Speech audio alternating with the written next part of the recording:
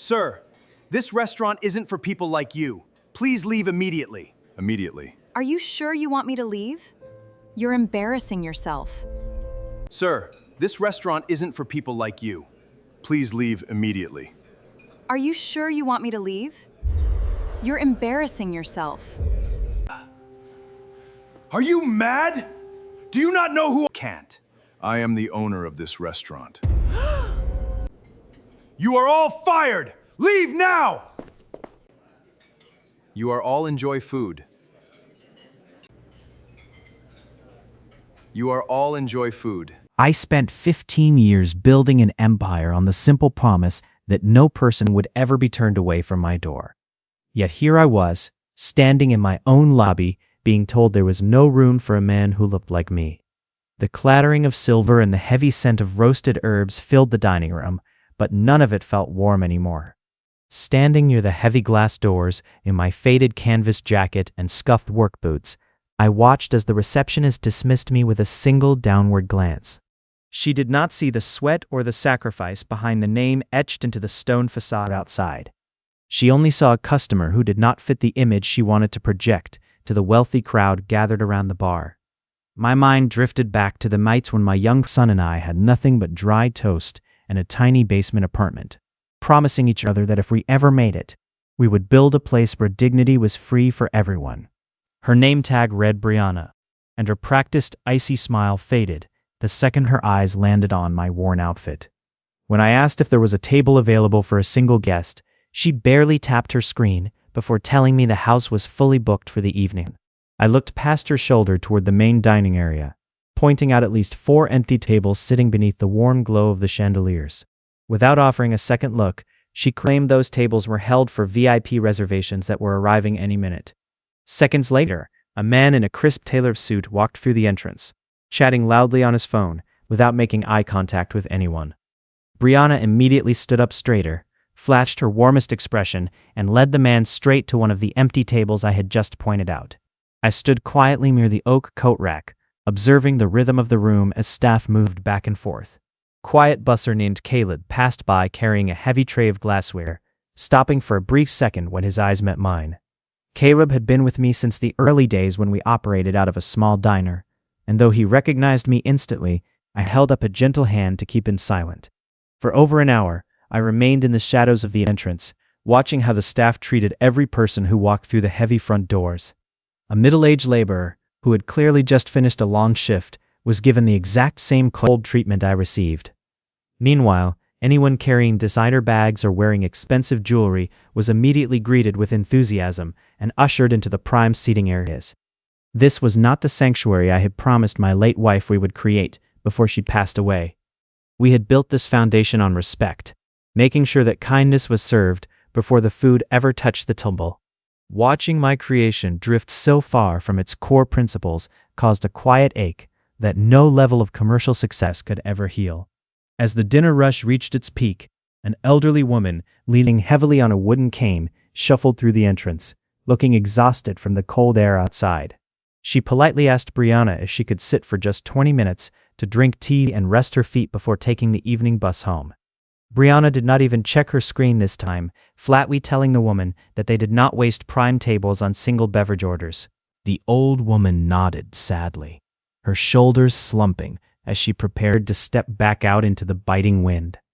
I moved forward quickly, offering her my spot near the heating vent and telling her she could have my place in line. She gave me a soft, thankful smile, completely unaware that the man offering her comfort was the owner of the very building that had just turned her away.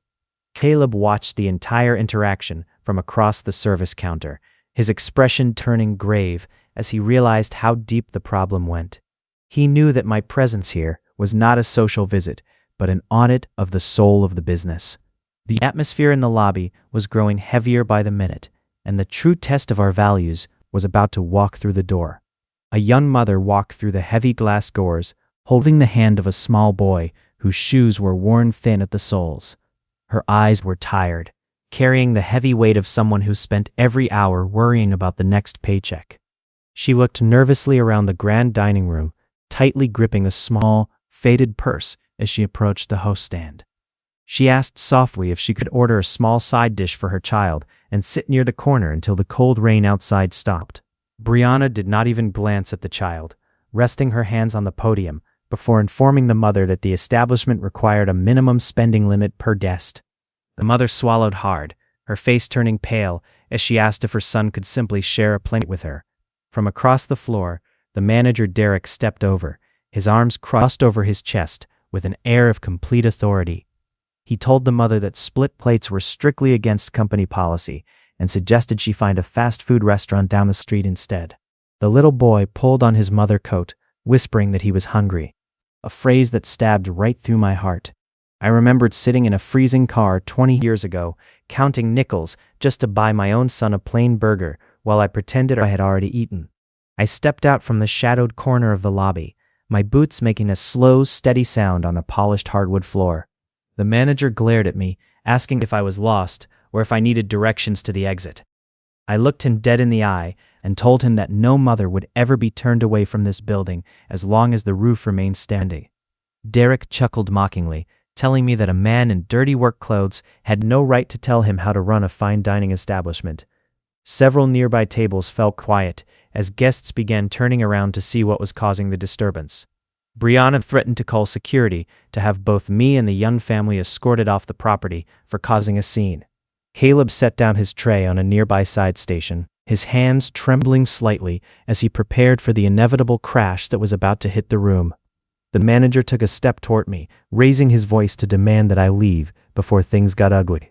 I reached into the inner pocket of my faded jacket, pulling out a small brass keyring that held an old tarnished skeleton key. I laid the key flat on the host stand, right next to the reservation screen, its polished surface reflecting the warm light above. Derek looked down at the key with confusion at first, but then his eyes widened as he recognized the custom emblem stamped into the metal.